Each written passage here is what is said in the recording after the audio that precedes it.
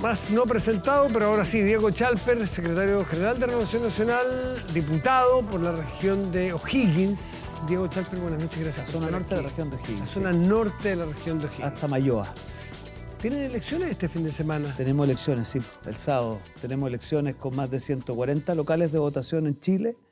Renovación Nacional tiene votación presencial. Yo de repente veo que algunos partidos de distintos lados celebran votaciones electrónicas de una cantidad de electores, pero RN va a ser capaz de parar más de 140 locales en Chile y esperamos que vote mucha gente. ¿Cuánta gente es mucha? La vez pasada votaron 14.000 personas en la elección que competimos nosotros y nos parece que eso ya es una cantidad significativa cuando estás hablando de elecciones que van desde la Isla Grande de Chiloé, Gualañé, Isla de Pascua, Arica. O sea, el fondo tiene una extensión territorial y eso es algo que Renovación lo tiene que enorgullecer mucho. ¿Les parece que partamos por lo que ocurrió hoy día? Porque Diego Chalper estuvo en el Palacio de la Moneda y parece que la agenda era una, pero lo que se dio allí es otra cosa. Se dio un poco, en el buen sentido de la palabra, si se pueden pasar de cuenta unos y otros del tono que ha tomado el diálogo o el no diálogo en nuestro país. Que eso redunda en que las reformas no se pueden abordar con la seriedad y la profundidad que se debiera y que se haya retrasado el trato de estas y que haya mesas cojas y que no se siente uno, no se siente el otro, que tu tono era muy fuerte, no que el tuyo, es que tú te pasaste... Bueno, en fin. ¿De qué se trató la reunión hoy día? Con el presidente ahí en la cabecera. ¿Qué pasa? Cuando se reúne la oposición y el gobierno, tú puedes cometer un gran error, que es ponerte a discutir el perilleo de la reforma. Pero aquí había una discusión política que había que tener sobre cómo estamos entendiendo la marcha del país, sobre cómo interpretamos los últimos acontecimientos. Entonces, claro, fue una reunión áspera a rato, porque hablamos derechamente el diagnóstico que tenemos sobre lo que está ocurriendo en Chile. Yo creo que le hicimos ver al gobierno que ellos tienen un diagnóstico de ciertas cosas que dista de lo que nosotros vemos de la realidad. Ellos sienten que ceden mucho en cosas cuando en nuestra opinión se ponen simplemente a tono de ciertas cosas que percibimos de la ciudadanía. Y yo creo que ellos todavía no aquilatan del todo, no quiero rememorar episodios complejos para el país, pero ellos hace un año impulsaron institucionalmente, y cuando digo institucionalmente, con todo el aparato del Estado detrás, con el presidente de la República a la cabeza de un proyecto que básicamente pretendió que una minoría muy extrema le impusiera los términos de la conversación a una amplia mayoría de chilenos. Y eso obviamente tiene consecuencias. Acá tenemos dos grandes analistas. ¿Cuánto de eso explica la contrarreacción que experimentamos en el Consejo Constitucional? Bueno, mucho de eso. ¿Cuánto merma las confianzas? ¿Cuán creíble es que yo le pueda creer a que el mismo que impulsó un proyecto que básicamente pretendía que tus ideas quedaran arrinconadas constitucionalmente, hoy día tiene interés de dialogar contigo de buena fe? Eso no se recompone con un perilleo a nivel de técnicos o una mesa técnica artificiosa para sacar 3 o 4 proyectos de ley. Más allá de una la conversa historia, franca. Pero una pregunta más allá de la historia reciente, ¿qué los hace pensar de que el presidente no quiere negociar de buena fe?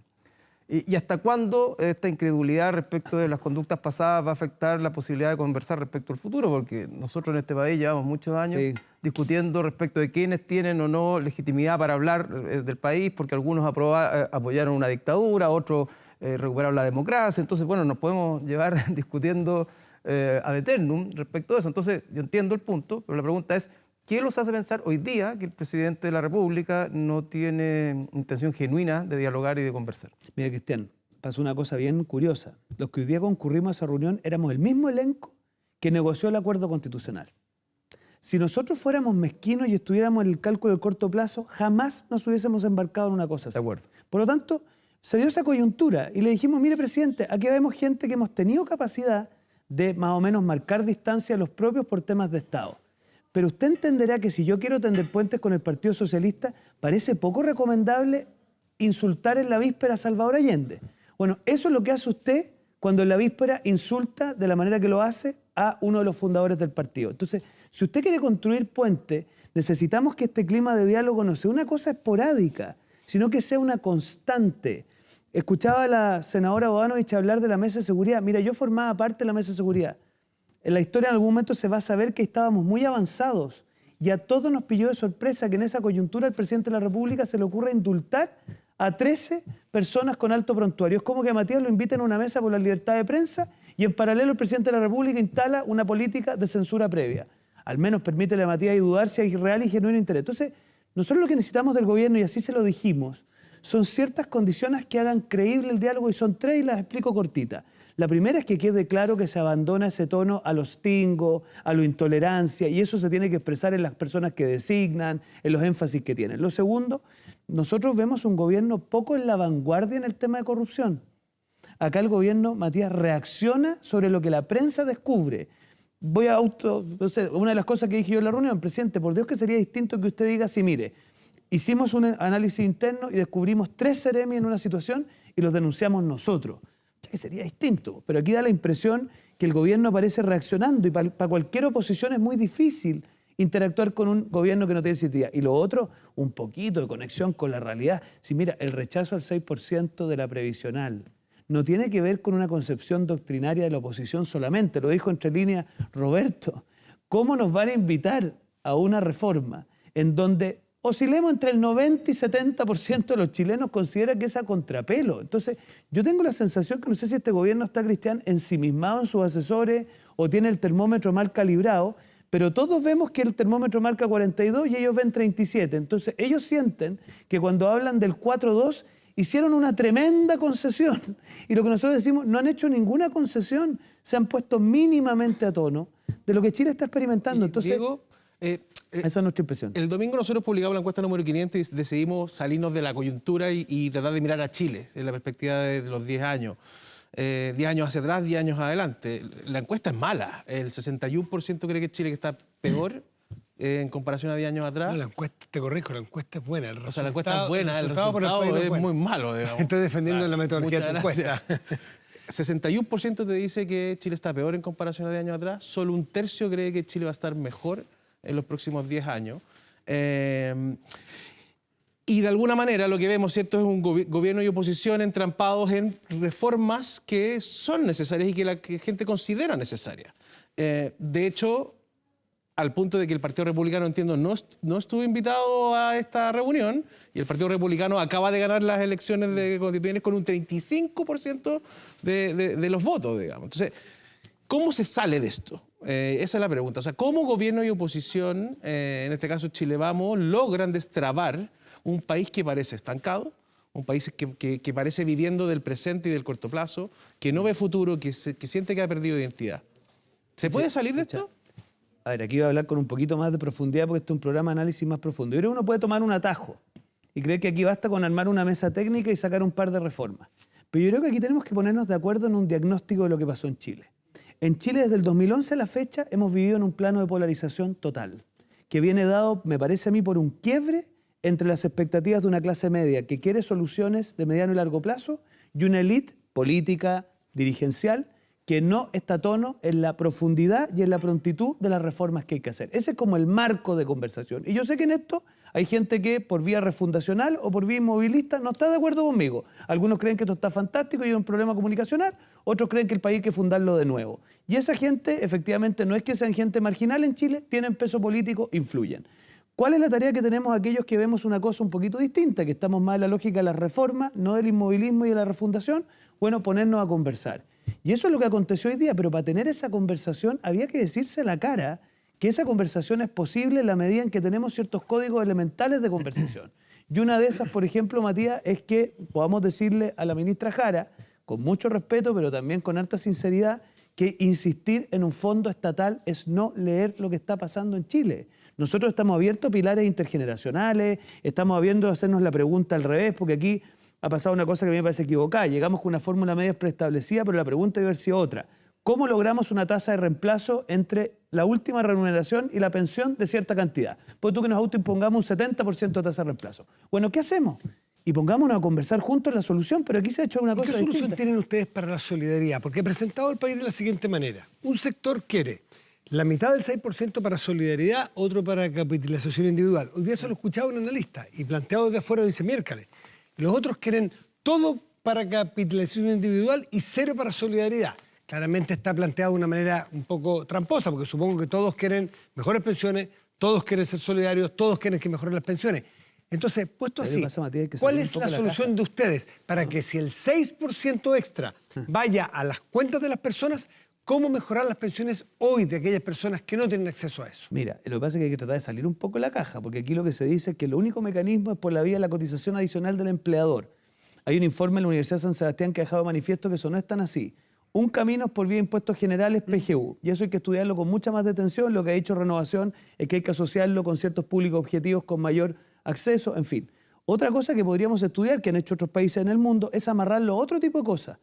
Voy a decir una cosa que hay que estudiarlo, obviamente, pero si tú hicieras, por ejemplo, una política activa de concesión de litio, acompañado de un royalty específico, y que parte de ese royalty haya un fondo de inversión que vaya en parte a generar capitalización inmediata para las pensiones, eso sería un camino que nadie ha dicho, pero que sería perfectamente viable. Otro camino razonable es lo que hemos dicho nosotros, pilares intergeneracionales, pero no con cargo a fondos de reparto, sino que decir, mire, el señor del Río, su 6% adicional, el 0,8% se lo va a destinar a un elenco que él decide. Y él decide ponérselo, por ejemplo, a madres o padres que están a cargo de personas con una situación de discapacidad, por ejemplo, que han tenido lagunas previsionales por eso. Y eso es una lógica de solidaridad intergeneracional que no pasa por el Estado. Lo que pasa es que aquí nada de esto está arriba de la mesa. Aquí la pregunta es totalmente binaria. ¿Usted está de acuerdo o no? Por eso lo planteé. Entonces, Está binaria ¿qué es lo y creo que qué es lo es hemos dicho distinta. nosotros hoy día? Y no me hagas entrar más en detalles. Si nos quieren meter en la caja del 4,2, 3,3, 3,2, 3,3, yo creo que eso no va a tener ningún destino. Entonces, ¿Y el si gobierno queremos- lo entendió? Bueno, eso tendría que preguntarse Bueno, al gobierno. de hecho, insistentes se lo fuimos. al menos. planteé yo también a Paulina, que el problema no está solamente en cómo se mueve el 6%. Yo sentí muy vocera la Paulina. Ahora, Me gusta más la Paulina puertas adentro. Aquí la Sí, sentí ahora, muy vocera. independientemente de eso, Diego, hoy día está gobernando el presidente Boric, no están gobernando ustedes. Entonces, de alguna manera, ustedes como oposición también tienen que buscar la forma de allanarse al diálogo y poder avanzar, porque al final del día, si no avanzamos, también, cuando ustedes vuelvan al gobierno, que todo indica que podrían volver, o la derecha en general, bueno, se van a encontrar con un país igualmente convulsionado y difícil de gobernar. Entonces, mi pregunta es la siguiente. Yo estoy de acuerdo contigo de que el presidente a veces va un poquito para acá, después un poquito para allá. Lo he dicho, lo he repetido, lo he escrito durante mucho tiempo. Pero más allá de eso, el cambio de gabinete uno puede interpretarlo también como una suerte de atrincheramiento del gobierno, una suerte de quedarse con los suyos, más allá del ajuste con Revolución Democrática, porque quizás detrás del juicio que hay en el gobierno, detrás del cambio de gabinete, el presidente piensa que ustedes no están dispuestos en ninguna circunstancia, ustedes me refiero a la derecha, a dialogar con el gobierno. Más bien piensa que lo que quieren ustedes es apretarlos hasta que el gobierno grite y le duela. Y desde esa perspectiva, por eso también te pido, miremos esto empáticamente, a lo mejor el gobierno piensa que aquí no hay nada que hacer, porque la oposición ha decidido negarle la sal y el agua al gobierno, cosa que a mí me parecería terrible desde la oposición y también terrible desde el gobierno que parte de esa premisa, porque lo único que vamos a terminar es polarizándonos. Sí, mira, nosotros- Pero darle un espacio a un Sí. gobierno que escucha que alguien dice que hay que apretarlos hasta que griten, que no les vamos a negar la sal, que le vamos a negar la sal y el agua, que mientras no saquen a este ministro nosotros no nos hallaremos a conversar. Entonces es complejo para el gobierno también. Sí, mira, yo lo que Y observé- atrincherarlo, claro, puede ser. Lo hizo el Frente Amplio, lo hizo Pro Dignidad con el gobierno del presidente Piñera, de acuerdo. Pero ¿vale la pena seguir esa misma ¿Sabes lógica? lo que pasa? Yo lo que observo de las conductas de hoy día es que el gobierno tenía que tomar una decisión. O asumía su posición de gobierno de minoría y por lo tanto trataba de construir acuerdos artificiosos por la vía de pirquinear 3-4 votos para sacar adelante las reformas. Eso ya fracasó en su diseño de la reforma tributaria, por lo tanto yo no le sugeriría ese camino y me da la impresión que lo que está intentando hacer el presidente Boric es lo otro, es reconocer su posición de minoría y por lo tanto construir una cosa más amplia. Y de momento que nosotros concurrimos a Ideas en la Moneda, créame que, Cristian, no me aplaudieron a gritos en todas partes por haber concurrido hoy día en la Moneda a un gobierno cuestionado por casos de corrupción y radicado en el O sea, 28 hay 30%. gente que todavía quiere apretar y arrinconar al Bueno, gobierno. es cosa de ver televisión En cada pero cierta su frecuencia. sector. Pero, Matías, Bueno, una candidata de RN a las a elecciones ver, dijo eso. a ver, evidentemente, pero la pregunta que uno tiene que hacerse es la siguiente, es, tú cuando tienes grandes temas país por delante, ¿te vas a quedar en la lógica mezquina o no? Pero al mismo tiempo, obviamente, exigirle al gobierno, que es el que tiene el impulso en el país, porque a veces se le pide a la oposición tener el impulso. Si los que tienen los impulsos, los que generan los tonos, los que generan los ritmos son los gobiernos. Yo me acuerdo que había una frase de la presidenta Bachelet que en su minuto me parecía muy curiosa, que ella decía, realismo sin renuncia. ¿Ya? A mí a veces me pasa con este gobierno que hay como una especie de renuncia al realismo, porque cuando tú ves que la inmensa mayoría de los chilenos, por decisiones que ellos han tomado, entre ellas hacer los retiros previsionales para hacer la oposición a Piñera, hoy día sienten que son dueños de su plata de pensiones, que a ellos les llame la atención, que quieran que el 6% termine en sus cuentas de ahorro, bueno, no debería llamarles la atención. Lo que pasa es que ellos como que no ven esa realidad y no se dan cuenta que eso tiene consecuencias políticas. Entonces, cierro con la siguiente idea. Nosotros como oposición fuimos hoy día a la moneda porque entendemos que el país tiene grandes tareas por delante. Hablaban del cambio en minería. Mira, ojalá no sea solamente un cambio de elenco, porque aquí nos estamos farreando una tremenda oportunidad del litio en Chile. Y nos la estamos farreando por una sobreideologización en esa materia. ¿Diego? Por lo tanto, yo espero que eso mejore para el futuro. Aquí ando año y medio de gobierno, elecciones en diciembre, el próximo año elecciones municipales, gobernadores, y al año 4 ya tenemos elecciones parlamentarias, presidenciales, ¿cierto? Se va la bolita. Y aquí me voy a poner en modo encuestador y voy a ser bien corto. ¿Tú crees que va a haber reforma tributaria o pacto fiscal en este gobierno? ¿Crees que va a haber reforma de pensiones en este gobierno? ¿Y crees que va a ganar el apruebo o el rechazo en diciembre? Eso está todo un poquito amarrado, Roberto. A ver, yo creo que tenemos todo para generar un clima distinto que permita, primero, que se apruebe a fin de año el proyecto constitucional. Ahí hay un partido político que hasta aquí ha sido muy crítico de conversar, de generar espacios de conversación, y la vida los puso, mira las paradojas de la vida, en la conducción del proceso. Entonces ya no se pueden sacar los pillos, porque aquí no es tan fácil como decir que otros no avanzaron, no. Ellos están, y eso creo que le va a hacer bien a Chile, porque el resultado final va a ser que o ellos tuvieron la capacidad de conducir y por lo tanto dan garantía de gobernabilidad, o no tuvieron la capacidad de conducir y por lo tanto ya no pueden ser tan críticos como eran hasta hace un par de meses atrás. Eso yo creo que desde enero va a generar una dinámica distinta, en donde nosotros como centro derecha ya no vamos a ser tan condescendientes cuando algunos que condujeron bien o mal un proceso nos critiquen porque nos sentamos a conversar y lo que sea. Y yo creo que eso va a generar una dinámica que yo creo que un pacto fiscal no. Y eso es lo que hemos dicho al gobierno. El gobierno tiene que entender que aquí no se trata de recaudar más impuestos. Se trata de cómo usted genera un abanico que involucre invariabilidad tributaria, eficiencia del gasto, mejor optimización de ciertos recursos, ojalá inversión bien hecha en el litio y recaudación de impuestos. Si el ministro Marcel se vuelve a poner la corbata, porque pucha que nos gustaba ese ministro Marcel que era un poquito más multitasking y no tan benevolente con ciertas miradas extremas del Frente Amplio, si logra generar un clima razonable, yo creo que sí podemos avanzar en temas tributarios. Yo cuando aprobamos el royalty también tuvimos algunas críticas en nuestro sector. Pero entendemos que hay que generar recaudación tributaria para el gasto público, si ese no es el problema. Si lo que pedimos es que se gaste bien la plata, que haya invariabilidad tributaria para los proyectos de inversión, que termine esta excesiva burocracia en los permisos. Hoy día me alegró escuchar por parte del ministro Grau, que para nosotros fue una sorpresa en la reunión, que va a haber una agenda para terminar con el exceso de permisos que hay en Chile para los proyectos de inversión. Entonces, si esa es la sintonía, Roberto, yo al menos me declaro bastante expectante de una cosa como esa. Entonces están más cerca que lejos, porque además el gobierno ya transó el impuesto al patrimonio. El gobierno ya transó también la utilidad, el impuesto a la utilidad retenida o no retirada. Y por lo tanto, pareciera que están más cerca. Entonces, ¿por qué tanta como animadversión? Porque además siempre se ha hablado de pacto fiscal. Incluso el gobierno ni siquiera ha hablado de reforma tributaria. No, pero cambiaron el nombre hace... No, también, pero hoy día es un pacto. Dos meses. Pero la propuesta hoy día es un pacto fiscal que incluye reforma al Estado y incluye otras cosas que efectivamente estaban dentro de las preocupaciones de... Voy a llevar esa línea argumental al extremo. Para alguien que creía que en Chile era posible la plurinacionalidad, haberla cedido es una gran concesión. El problema es que en Chile nunca hubo espacio para la plurinacionalidad. El problema era de percepción. Cuando tú me dices a mí que por haber cedido el impuesto al patrimonio hubo una gran concesión, le hicimos ver al gobierno con mucho respeto que ahí no hay una gran concesión. Es un sentido de realidad respecto a un instrumento universalmente probado como malo y como poco eficiente. Por lo tanto, si queremos hablar de recaudación tributaria, bueno, tengamos una conversación, pero tengamos una conversación menos pensada en alentar, por decirlo así, a las tribus de apoyo y más pensada en tener herramientas que le hagan bien a Chile. Yo lo que creo es que si somos capaces de abrir un poquito el abanico y hablar de estos 5 pilares que te he planteado, invariabilidad tributaria, eficiencia del gasto, para no repetir, yo creo que claro que podemos avanzar. Ahora, si nos circunscribimos exclusivamente a las 3, 4 cuñas para la prensa y para dejar tranquilo al Frente Amplio, yo creo que no va a ser más difícil. Diego Chalper, hoy fue esta reunión de la franqueza, de decirse las cosas a la cara, de lo político y no del perilleo, citándote a ti mismo, ¿cierto? El perilleo, porque el perilleo, sin mirarlo... No, yo no lo miro a huevo, sí, pero sí, no, es muy importante el perilleo porque ahí los técnicos tienen que afinar el no solo instrumento, los ¿no es cierto? Pero Y aparentemente no eso- partieron por ahí. No, está muy bien. Decidimos no partir por ahí. Tiene harta lógica, a partir de lo general a lo particular, ¿no es cierto? Es como los bordes en el acuerdo constitucional, pero es que muy es bien criticado en su lógico, minuto, o sea, pero hoy día el Frente Amplio parapetado en los bordes. Si tú no eres capaz de sentarte en una mesa, mal puedes llegar a los acuerdos mínimos y al detalle de un instrumento. Entonces, de gobierno y oposición creo que hacen bien, pero esto tiene más de una etapa. Entiendo que se van a volver a juntar. ¿En qué quedaron?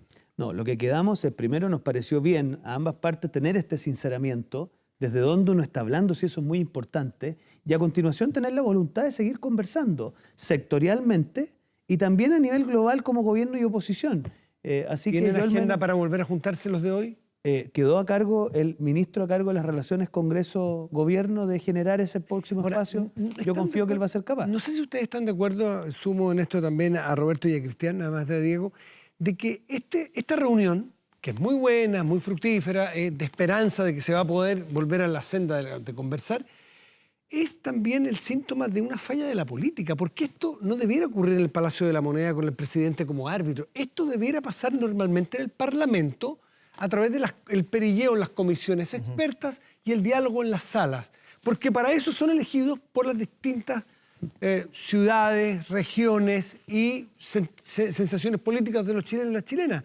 Falla a tal modo que tiene que subsidiarlo el Ejecutivo y decirle, ¿saben qué? Como en el Parlamento no conversan, porque están en los pensadores tirando cuña, en esa salita que es solamente para cuña contra uno, contra el otro, vengan para acá y aquí vamos a comportarnos como adultos. O sea, No sé, sí, a ver, sí, no, Matías, perdóname una frase. que tú eres parte interesada aquí. Sí, lo que pasa es entonces, que somos colegisladores con el Ejecutivo. Claro, Sí. yo creo que ahí hay una diferencia. Ya. Yo no estoy tan de acuerdo con eso, porque efectivamente es el gobierno el primero tiene el control de la agenda legislativa, el que pone la urgencia, el que presenta los proyectos. O sea, aquí se está definiendo... Pero los ha puesto. Se está discutiendo el proyecto del gobierno en pensiones y en Sí, pero y eso es tributario. perilleo, pero la capacidad No, de pero es sentarse en una mesa es la que vimos hoy día.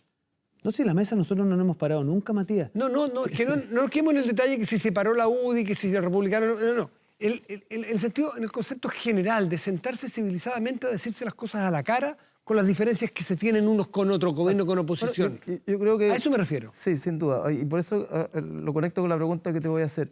Una de las discusiones o digamos, de los atributos que no se le ven al presidente o que ha ido perdiendo es liderazgo, es conducción.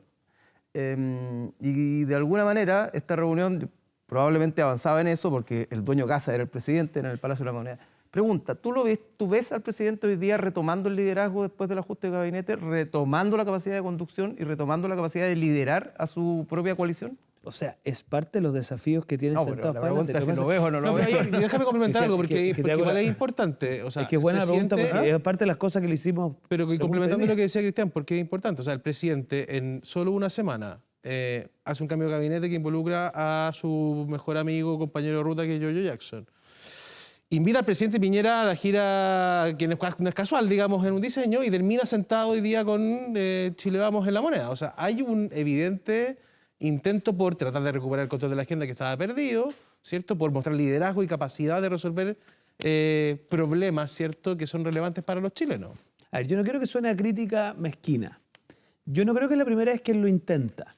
Pero él tiene 3 tareas, modestamente, consejo gratuito y de calidad, como eran los adjetivos que él usaba en su tiempo estudiante, por delante. Primero, es que tiene que ser consistente, porque usted no saca nada con iniciar una senda de diálogo y, por ejemplo, en 2 días más, mandarse un nuevo insulto a la oposición. Ya. Entonces, en eso, consistencia. Digamos, check. Segundo, iniciativa en el tema corrupción. Él habla de que hay sinvergüenza en su gobierno. ¿Los pilló? Si los pilló, ¿los va a denunciar?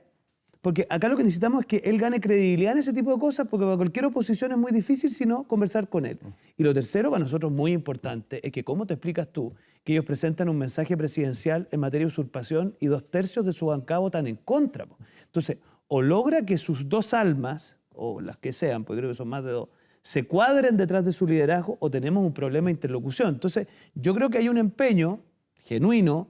Yo creo que lo de Giorgio Jackson, para serte franco, era insostenible. Entonces entiendo que lo pretenden como presentar, pero lo de Giorgio Jackson era insostenible hace bastante rato. Pero ya, hagamos como que él quiso hacer un giro en esa dirección, pero la tarea que tiene es política, es si es capaz de cuadrar una coalición detrás de movimientos que permitan mostrar apertura.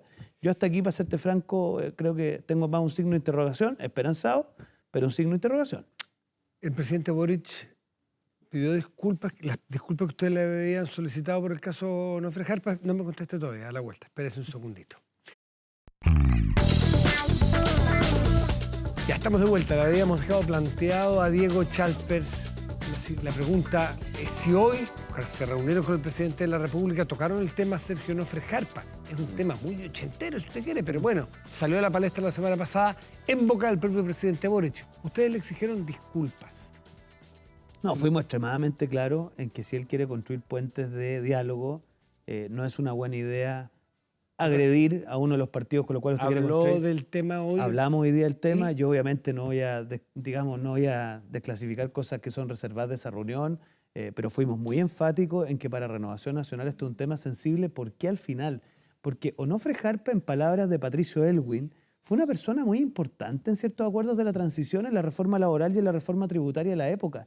De hecho, yo al menos, después de hablar con muchas personas, me formé la convicción, a propósito de lo que han dicho algunos liderazgos de mi partido, que don Sergio probablemente hubiera dicho que había que ir a la moneda, porque lo que hay que es construir diálogo cuando se tratan temas país. Entonces, a diferencia de lo que creen algunos liderazgos de mi partido, lo que hizo hoy día la directiva del partido fue precisamente porque somos tributarios de grandes acuerdos en la historia de la transición en Chile, con los Alamán, con los Onofre Jarpa, con otros tantos, que han contribuido desde la vereda de los acuerdos. Pero parte de eso, Matías, es ir. El presidente aceptó que ustedes tenían un punto al... Yo esa parte me la reservo y me la guardaré si algún día... Ya, pero si siguieron sentados y conversando, yo debo suponer que... Bueno, tendré que preguntarle al presidente, pero yo la verdad que no voy a desclasificar la reacción del presidente. Lo que sí tengo muy claro es que fuimos muy enfáticos y así lo entendió el presidente. Diego Chalper, muchísimas gracias por estar esta noche aquí. Gracias a usted. Que les vaya bien.